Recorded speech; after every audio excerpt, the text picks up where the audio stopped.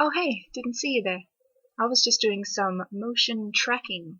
Motion tracking is where you may want to composite a layer onto some video footage, such as a new sky, onto the background, but it may look a little bit unnatural. For example, you can see how the sky here is meant to be added on to the background, but because there's some shaky camera footage and it's not motion tracked, it looks really fake.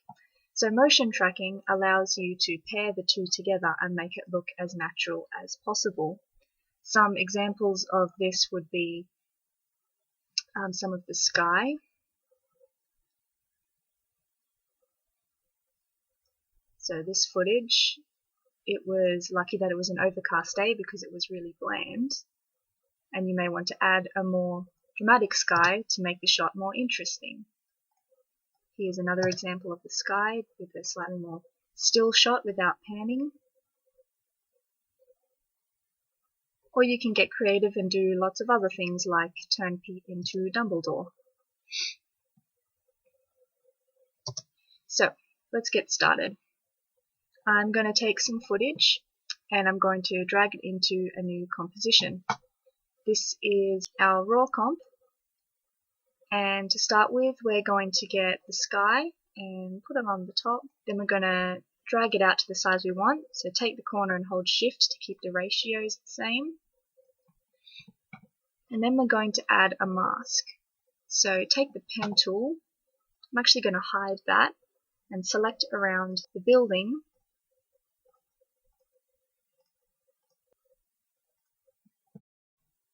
And then turn this back on.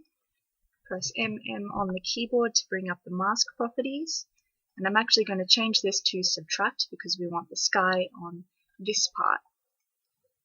Then, just to make sure that it blends well, we're just going to choose the hide mask layer and going to take feather and just drag it up until it looks pretty natural and well blended in.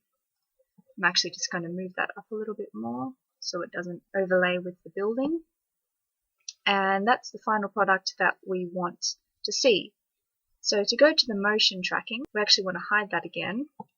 Go Layer, New, Null Object, and then we're going to take the raw footage and go into our motion tracker, which is down here in this corner. If it's not there, then you should find it in Window Tracker. Okay, so we're going to click the footage, click Track Motion, and it's going to give you a little track point to put it wherever you want to. And we need to drag this over a spot where there's something small that contrasts against the background, and that's always going to be in the shot. So at the moment the lamppost is quite perfect.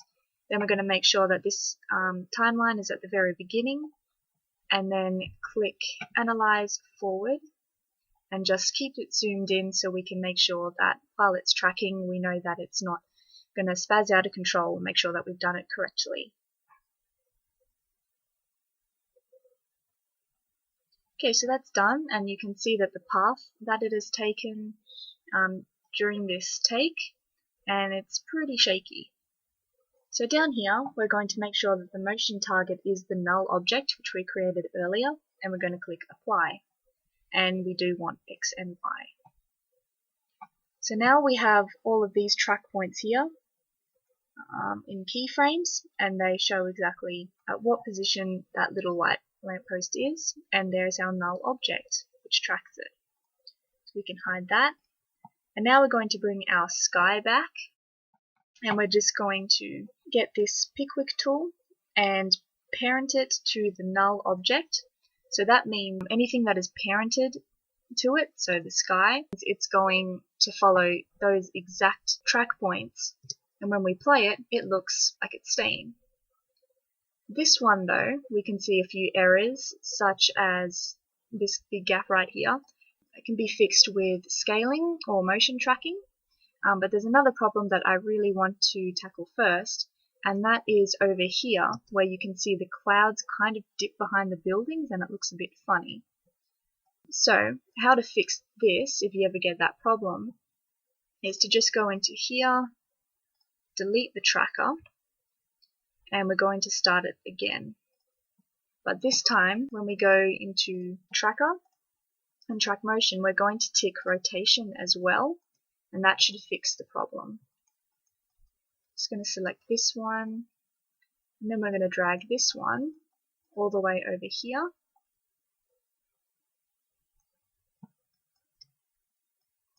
And then I'm going to Analyze Forward and just check that that's okay. Now we can see that both of these have tracked pretty well, and then we can make sure that the target is the null and click Apply. So now when we go back and add in the sky, and then we parent it to the null object, it's going to look a lot more natural and you don't get that awkward dipping behind the building. So to fix up this problem of the chopping off at the side, we can either scale this picture up a lot more, and that works. But if you don't want to scale it up too much, then you can also go to Motion Tile in the Effects and Presets segment and drop it onto the layer.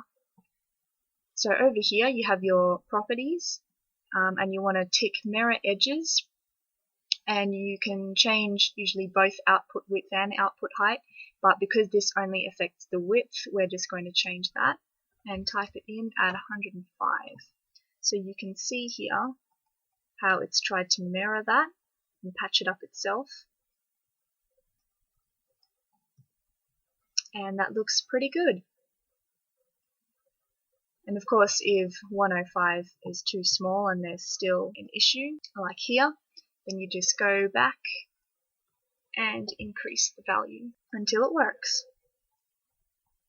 So that's an example of the sky and how motion tracking can work with something like this that can really put more drama into your shot.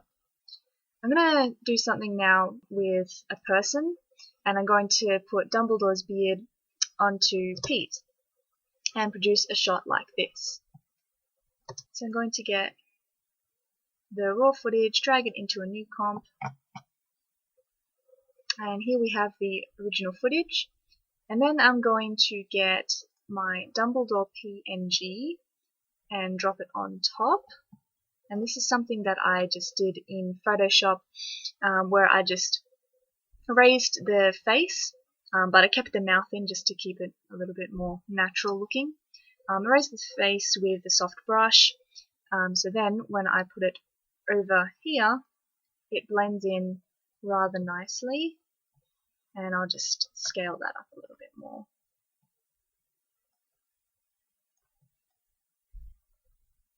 Okay, that looks alright. So even though I've already erased it with a soft brush in Photoshop, I think that it still needs some refining around the edges. So I'm going to do this by getting the pen tool and drawing a mask around the edges. And when you click and hold down and drag, it gives you this ability to have a curved mask, and it looks a lot better. There we go. And then we're going to hit MM on the keyboard to bring out the properties and press Subtract. Then I'm going to hide that mask and get the feather and just feather it out. So now it blends a lot better than it did before, but there's still a little bit that can be adjusted, such as color correction.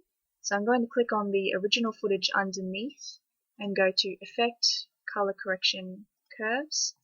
And I'm only going to do a little bit, which is just bringing up the highlights of Pete's skin tones so that it blends in a lot more, like that. Okay, so now we're going to hide that, and we're going to motion track Pete's face. So again, getting the tracker tool, pressing Track Motion, and for this one we only need one track point. I think the glasses are a good point because we have a small dark section against white pixels, and then we're going to stay rather zoomed in just to make sure that it tracks properly. Before we do that, we're just going to go Layer New, Null Object, and we're just going to make sure that that target is the null. Okay, and then click Analyze Forward.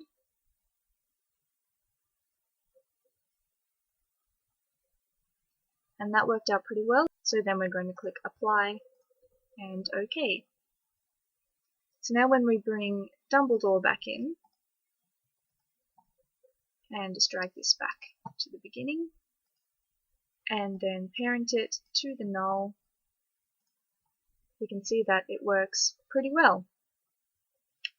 Now, I didn't realize this before, but Pete actually doesn't blink. This is proper footage, I didn't get a still picture. But yeah, you can see the original footage that he just decides not to blink, so it looks a little bit scary. But in this one, I did have a little segment of him where he does blink and pull a bit of a face. But I decided around the moustache and mouth area, because the mouth is not actually his, looks a little bit too unnatural, but it does work if you spend a lot of time on it. So here the same thing happens where we have room up the top, and we don't want to scale this one because it would ruin the proportion of the beard to the face. So this is where motion tile comes in really well.